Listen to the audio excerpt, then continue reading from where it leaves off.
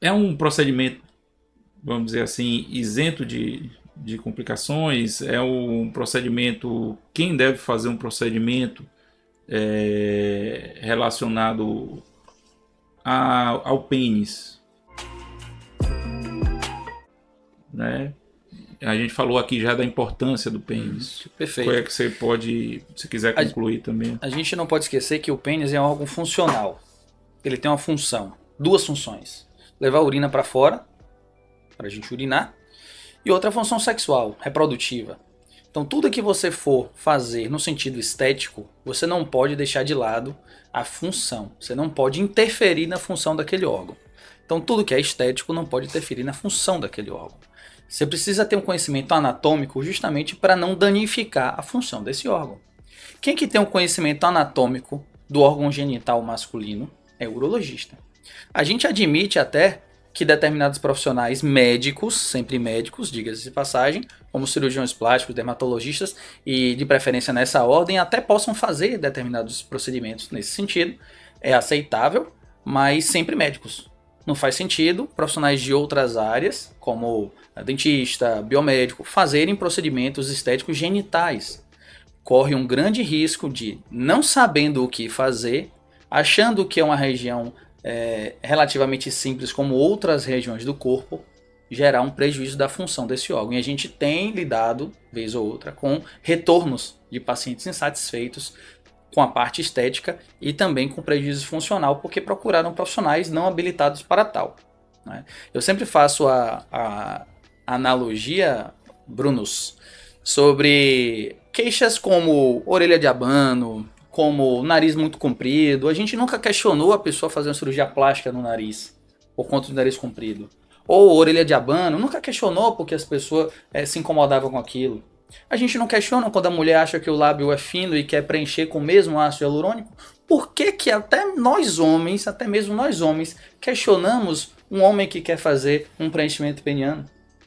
Isso diz muito mais sobre nós mesmos, sobre as nossas inseguranças, né, como homem, do que sobre o outro que decidiu fazer.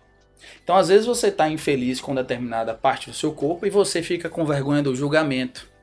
Ah, eu não vou fazer um botox na testa porque dizem que isso não é coisa de homem. Bom, quem define se é coisa de homem ou não é você mesmo, que é homem. Que você se sentir à vontade para fazer, de modo seguro e com um profissional habilitado e capacitado, você deve fazer. Cabe ao profissional orientá-lo o que é feito, qual produto foi aplicado, quais complicações podem existir. E aí, finalizando a sua pergunta, sobre as complicações, é muito baixa a taxa de complicações. Inclusive, a maioria dos estudos, dos trabalhos científicos, trazem que não houve complicação significativa. Complicações que podem existir muitas vezes são pequenas, como por exemplo um leve hematoma ou equimose, aquele roxo na região peniana, especialmente em pacientes com a pele mais clara, isso pode acontecer. Uma complicação que a gente sempre teme para qualquer procedimento no corpo humano é a infecção, né? Mas que é extremamente raro, uma vez que é um procedimento minimamente invasivo. Né? A gente não faz corte, a gente usa agulha. Né? Então, a taxa de complicações é extremamente baixas e quando acontecem, o urologista sabe tratar, ainda que isso seja extremamente raro. Né? Então, tá aí o grande benefício de você procurar um profissional especializado que não apenas vai saber fazer de modo adequado para ter um bom resultado, mas também saberá lidar com qualquer eventual complicação que possa existir. Você falou uma coisa importante. O pênis tem uma anatomia única, né? É um órgão que tem dois estados, né? O estado flácido, o estado ereto. E isso é uma das dificuldades que a gente tinha em trabalhar com os preenchedores, né? A gente pegou alguns casos, pega até hoje complicações, né? Com outro tipo de preenchedores, principalmente preenchedores hoje que estão proscritos para determinadas áreas, não estão proscritos para uso médico, mas para determinadas áreas, né, como o PMMA, né, porque existe essa dúvida se está proscrito. Não, ele está proscrito para determinadas áreas, né, e principalmente áreas que você tem essa mudança, né, rosto, tal, porque ele vai cair, ele vai ficar lá. Uma coisa que ficou faltando, acho que Bruno falar, mas é importante, o ácido hialurônico é uma coisa que ele... Qual o pós? Como é o pós do preenchimento, Bruno? O pós-procedimento, isso aí varia às vezes um pouquinho da técnica, tá? Então, por exemplo, a técnica que eu utilizo, que é com hidrodistensão, geralmente deixa um edema um pouco maior do que a técnica, por exemplo, que Felipe usa, que é através de cânula. Então você tem que orientar bem o paciente, tá, sobre o pós. Em geral, esse paciente ele sai do consultório, ele pode fazer o que ele quiser, ele vai trabalhar, vai no shopping passear, não precisa de um repouso, tá? O mais importante em se tratando de uma área genital que se envolve em ato sexual, ele tem ali uma característica única, o mais importante do pós é o repouso sexual, a abstinência sexual. Por quê? Seja com agulha, seja com a cânula, você cria um pertuito de entrada. Você tem uma solução de continuidade. E até que isso se feche por completo, o paciente ele não pode se expor a uma fricção de um ato sexual, por exemplo, porque isso pode aumentar muito a chance de você inocular ali bactérias, tá, que eventualmente estão na superfície ali da pele e ela acabar adentrando. Isso vai trazer uma complicação infecciosa, isso vai prejudicar o resultado estético desse paciente e muito provavelmente ele vai ficar insatisfeito.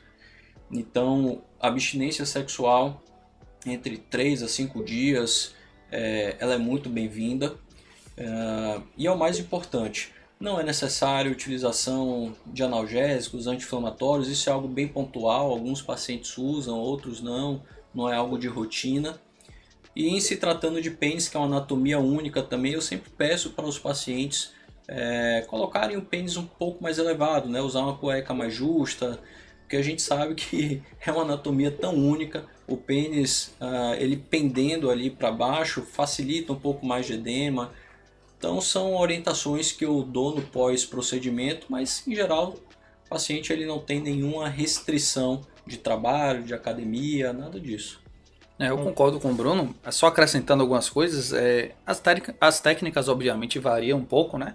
Quem usa a sua agulha, hidrodistensão, quem usa cânula. Eu de modo geral uso cânula, foi como eu aprendi, como eu me adaptei a fazer.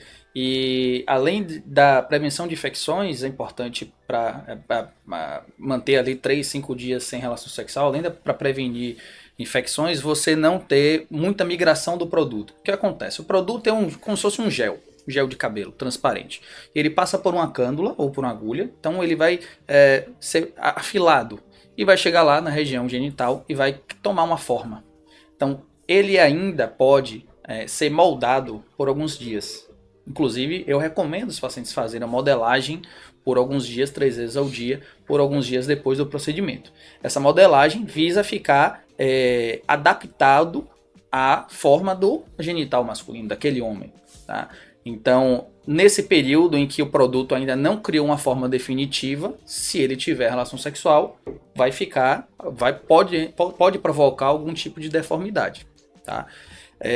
Eu recomendo não usar anti-inflamatório, porque existem algumas evidências que falam que podem inutilizar parte do produto, né? Gelo também não. São algumas coisas que existem evidências, mas também vai muito da nossa experiência, que apesar de existir muitos anos de ácido hialurônico feito em várias partes do corpo, a gente ainda está entendendo como isso funciona num órgão tão dinâmico, né? O pênis ele pode dobrar de tamanho, né, de flácido para ereto, e esse produto tem que acompanhar esse efeito ali, tá? Sanfona.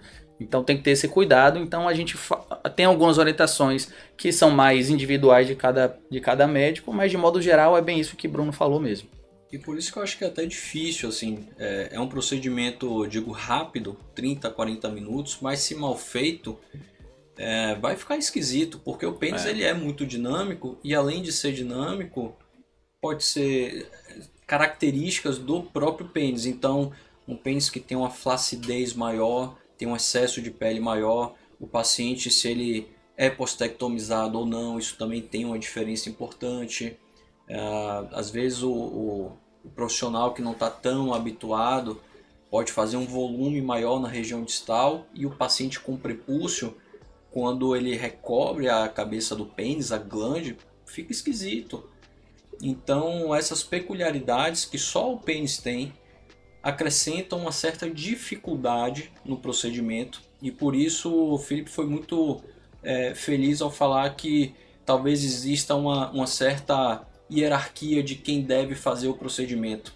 Então o urologista, depois o cirurgião plástico, que é um cirurgião, está mais afeito ali a parte mesmo de mão na massa, né? Entender a anatomia, etc. E talvez ali por último um dermato que participa pouco de procedimentos invasivos, cirúrgicos. Então o pênis, por ter essa dinâmica tão importante, ele traz uma peculiaridade que acrescenta uma dificuldade no procedimento. Essa questão do ácido hialurônico ser absorvível, algumas pessoas podem achar que é um ponto negativo, mas eu vejo isso como um ponto super positivo. Por quê? Imagine, você não tem o mesmo pênis que tinha quando tinha 15 anos de idade ou 20 anos. Ninguém tem o mesmo rosto que tinha. O corpo é completamente diferente a cada 5 ou 10 anos. Então, se você faz um procedimento com uma substância que é inabsorvível, é certeza que depois de alguns anos aquilo vai ficar estranho. Então, todo o procedimento estético em áreas visíveis e que tem uma mudança muito grande na sua forma, você vê o pênis, você tem uma forma muito grande, uma mudança muito grande do estado flácido para o ereto e a mudança ao longo dos anos. O envelhecimento causa flacidez, perda de colágeno, acúmulo de gordura na região pubiana, flacidez ali na região escrotal. Então, aquele procedimento que ele possa ter feito ali como PMMA, Penuma, silicone industrial, coisas que são proscritas para a área genital e grande parte delas proscritas no corpo humano como um todo, aquilo vai ficar estranho no futuro, além de provocar complicações. Então deve ser feito com uma substância absorvível.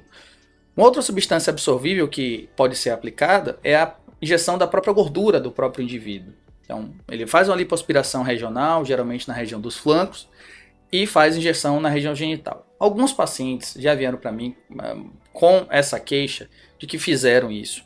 Dura mais tempo, às vezes 4 ou 5 anos, porém a absorção é completamente errática.